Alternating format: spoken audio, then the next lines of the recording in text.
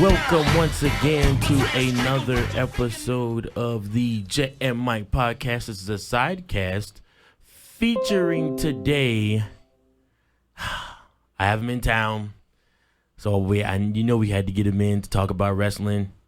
He is a wrestling aficionado, I would say, like myself, even though I disagree with him about a few things, and I'm sure you'll hear that as the podcast goes on today. That's an understatement. But, as you already heard his voice, my best friend Birdman is back in town in Springfield, and I had to have him on the podcast. What's up, Bird? Glad to be here. Longtime fan of the show. Appreciate it.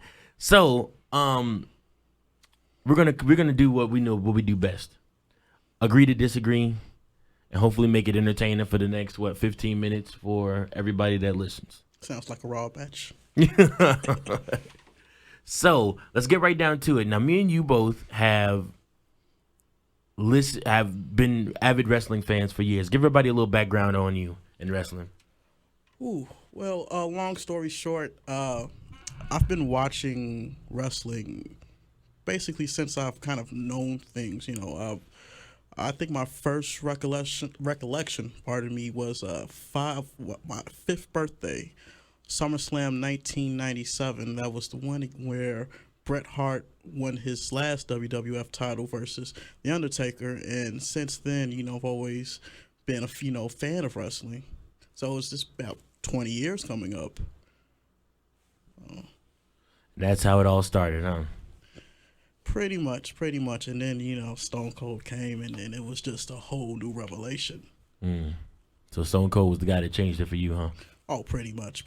I mean, doing Stone Cold stunners on the playgrounds. I mean, it was Most definitely. Okay, well, today we're going to talk about top 5 wrestlers, greatest wrestlers in your opinion of all time. Oh, boy. That's what I need to hear from you, Bird. I need your top 5 greatest wrestlers of all time from 5 to 1. Naming them and why. Well, this is a really subjective, list, because you have a lot of criteria of what goes into being the greatest of all time. Whether somebody is great on the mic, great worker, if they can sell. So these guys, your top 5 should embody all of those things. Is what I need from you. Well, sorry, Bruno, but in that case, well, number 5 is going to be John Cena. He's been the face of the company for a better part of a decade. The guy, this accomplishment speak for itself. 15-time world champion. Draws out millions and millions. The man, like I said, love him or hate him, he's the guy, and he has demonstrated drawing marketability. Number 4, Hogan, and it was a toss up between. I'm not gonna spoil the third one, but he put the company on the map on a national basis. Without Hulk Hogan, obviously WWE is not the giant market it is today, give or take all his recent ramblings. Number 3, The Rock, and I guess so because we grew up to that, and it's just where can I begin? I mean, we were just watching the network yesterday, and it was just reliving that childhood, and I guess we take it for granted because that happened. That was every week, so much memorable moments, and compared in this day and age where that happens once. We'll be lucky if it happens once a year. Right, I understand. Number 2, and I guess it has to be for greatest worker, is just Shawn Michaels. I mean, the man. What can you say about them? The Heartbreak Kid, Mr. WrestleMania, greatest performer bar none, and number 1, to no surprise, Stone Cold Steve Austin. That was when I think of wrestling, I think of that man, and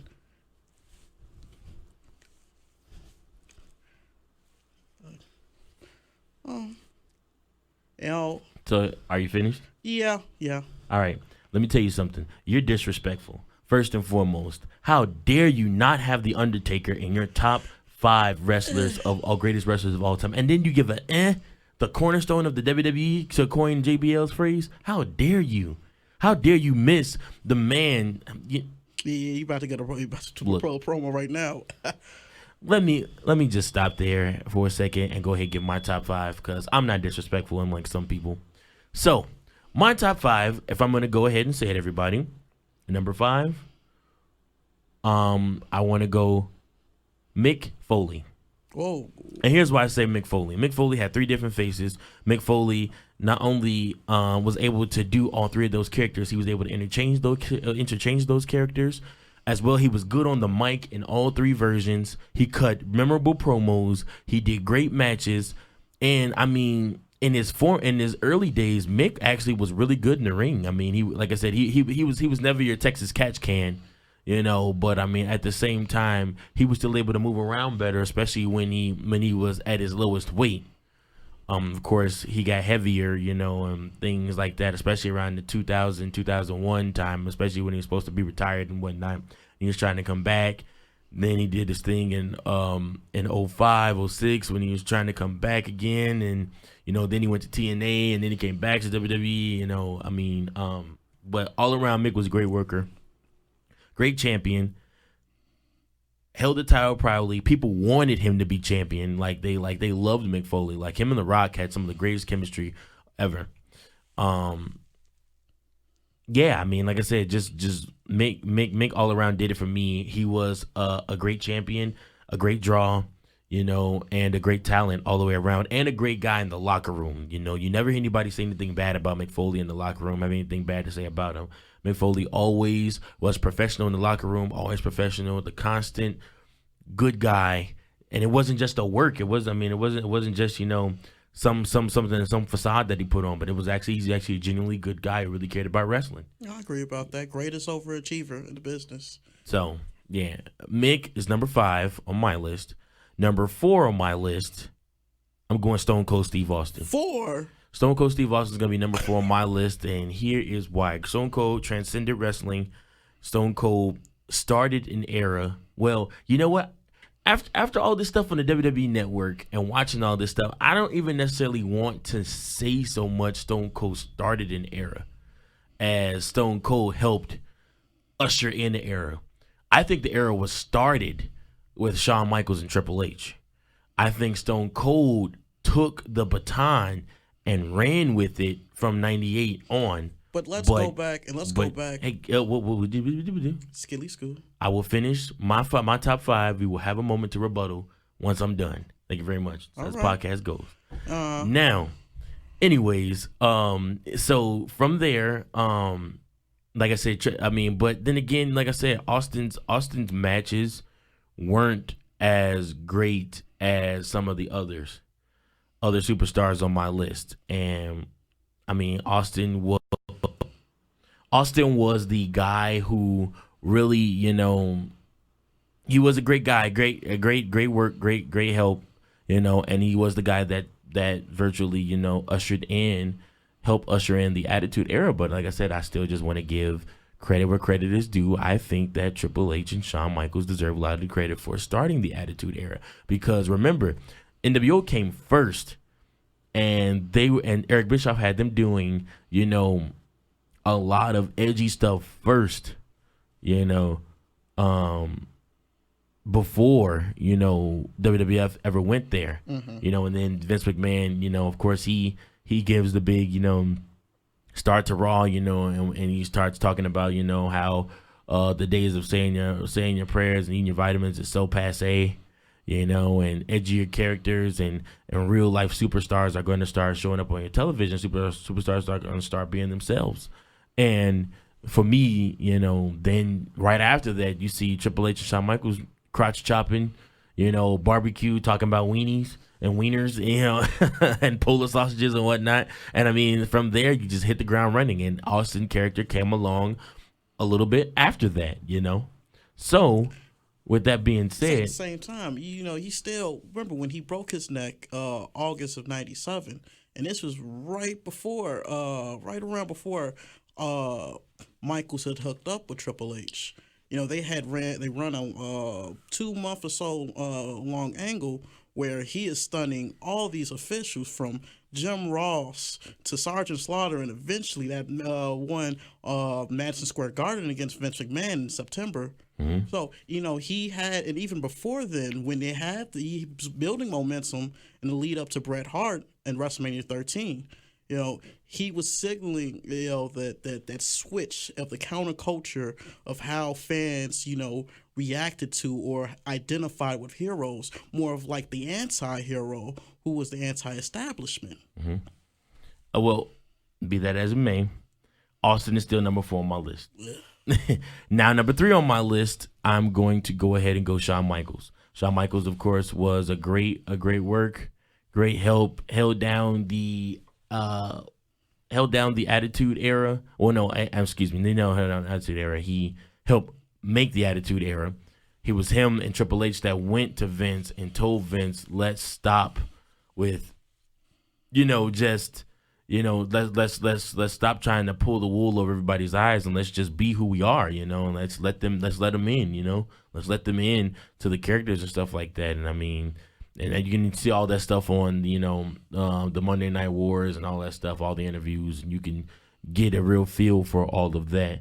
But like I said, it was really Shawn and Triple H that went to Vince and started that. I mean, of course, Austin's character came along with that. But yeah, I give them most of the credit for starting the Attitude Era.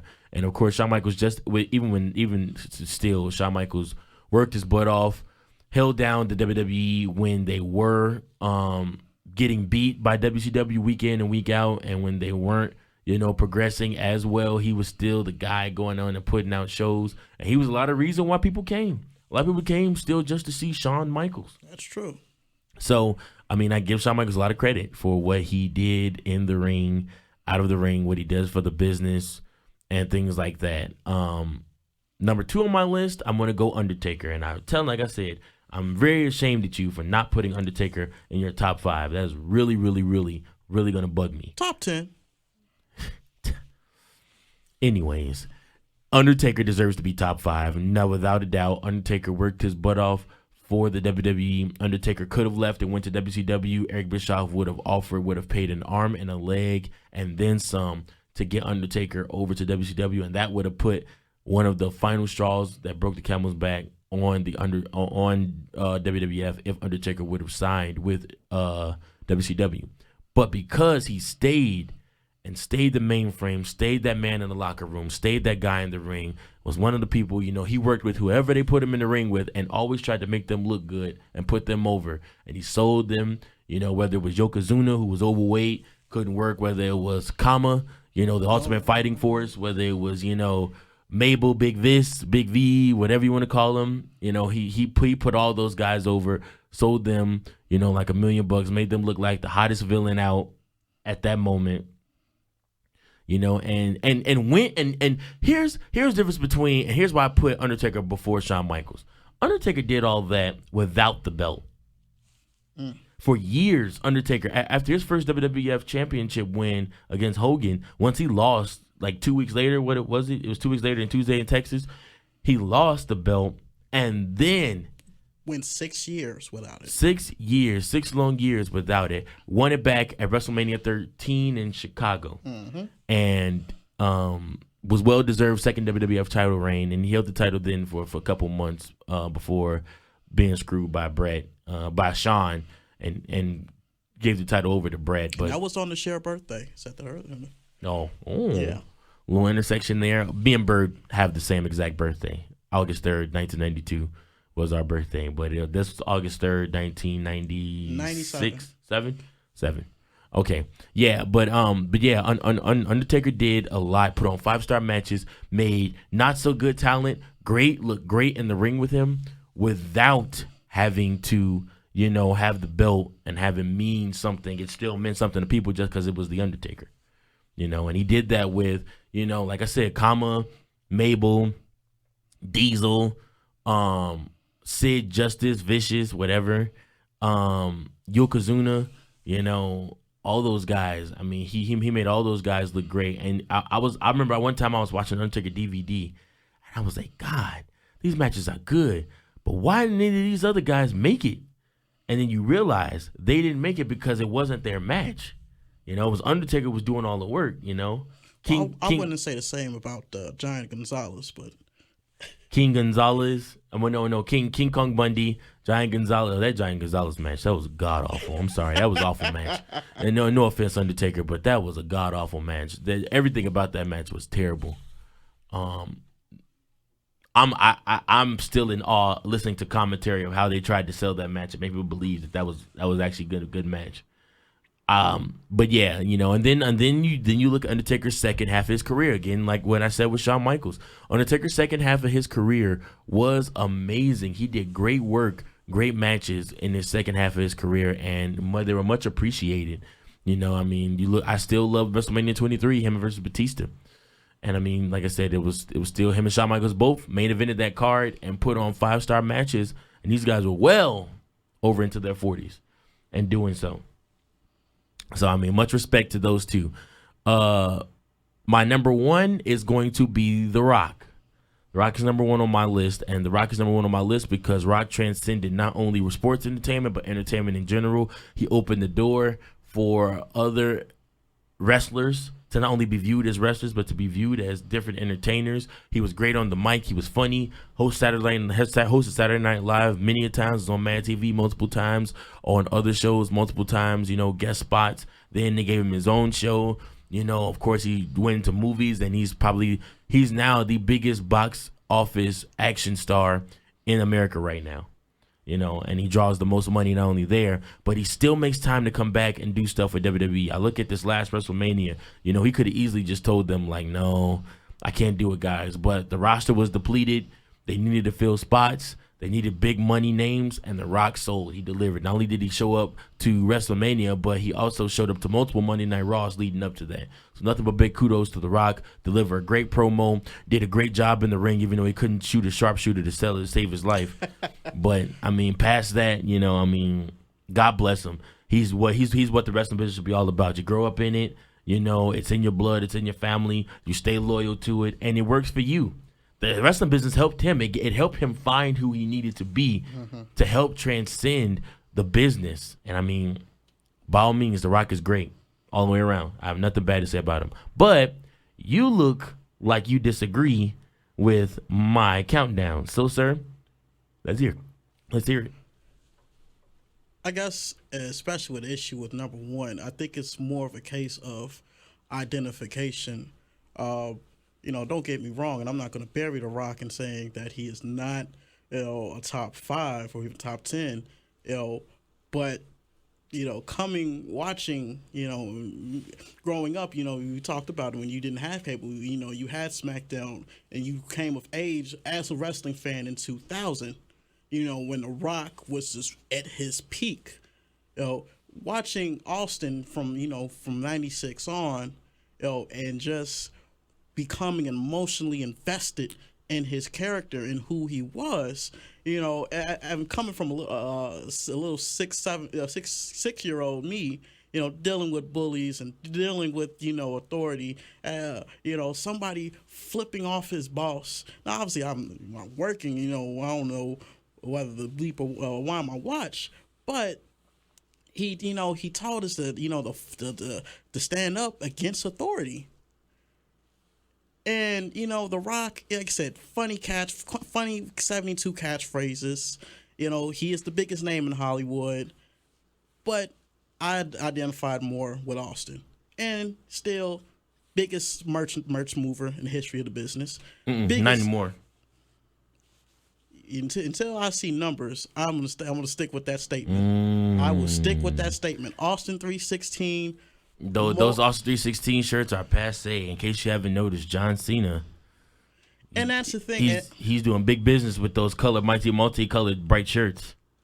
And that's the difference between merchandise, the mentality in this day and age compared to the 90s. See, John Cena, when he's debuting a new shirt every 2 months, it's with the purpose of, it's selling. A green shirt, a yellow shirt. Which one is it this time around? The shirt is, again, black, if I'm not mistaken, and it's like orange and blue. So I'm assuming he'll go back to neon green by SummerSlam. But when Austin 316, that just came up as like hot as pancakes. Yeah, that's all great, but you don't try and play like Stone Cold didn't have a different shirt every 4 months either. But the most iconic merch, people are still wearing that to this day, and that came out in '96, 20 years. John Cena, he, like I said, which do you have? Does anybody have can anybody remember, other than a diehard John Cena fan, anybody remember a shirt that he wore in 2006, 2005? The champ is here. Hustle, loyalty, and respect. Never quit. Never give up. And yes, like I said, we are talking to a John Cena diehard right now. And if I'm not mistaken, he is wearing one of John Cena's shirts as we are speaking. Currently, I'm wearing John Cena's workout line from WWE. But whatever. Anyways, yes, I do know a lot about John Cena. But okay, here's the deal with Austin. He was great in the ring or whatever. He was great on the mic. He cut entertaining promos and stuff like that. But I lost a lot of respect for Austin, finding out a lot of the BS that went on, the backstage politics, and then finding out that Austin, also didn't really want to relinquish being the man, even though he knew his body couldn't hold it up. Mm-hmm. I mean, I respect Shawn Michaels a lot more for retiring, knowing that, even though everybody, God knows, Shawn Michaels didn't want to retire. He didn't want to have to retire.